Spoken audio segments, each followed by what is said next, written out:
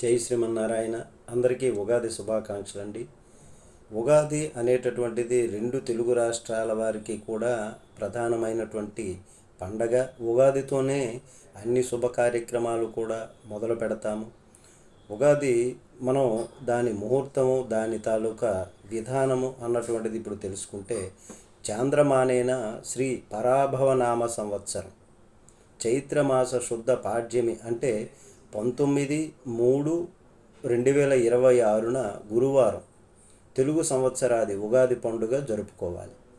మరి ఉదయం అభ్యంగన స్నానం చేయాలి. అంటే పెందలాన్నే లేచి కాలకృత్యాలు తీర్చుకొని తలంటూ స్నానం చేసుకొని నూతన వస్త్రాలు ధరించాలి, లేదంటే శుభ్రమైనటువంటి వస్త్రాలను ధరించాలి.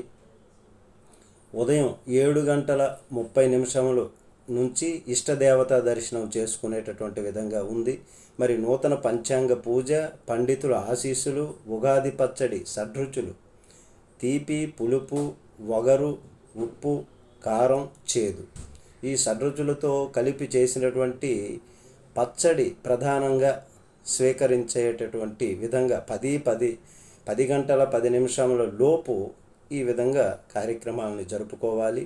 మరి నూతన వ్యాపారాలు, నూతన చిట్టా పుస్తకాలు ప్రారంభించటం, నూతన వస్తువులు కొనుగోలు, వాహన ఆభరణ ధారణకు కూడా నూతన ఆభరణాలు ధరించటం ఉదయం 11:05 నుంచి మధ్యాహ్నం 2:45 లోపుగా శుభంగా ఉంది అని మన పంచాంగం, పురోహితులు, పెద్దలు చెప్తున్నటువంటిది. మరి ఇక్కడ నూతన సంవత్సరం రోజున పసుపు, బంగారము, బెల్లము, ఉప్పు వంటి వస్తువులు కొనుగోలు చేయటం చాలా శుభప్రదమైనటువంటి విధంగా అని కూడా చెప్తున్నటువంటిది. జై శ్రీమన్నారాయణ. అందరికీ నమస్కారం. ఉగాది శుభాకాంక్షలు.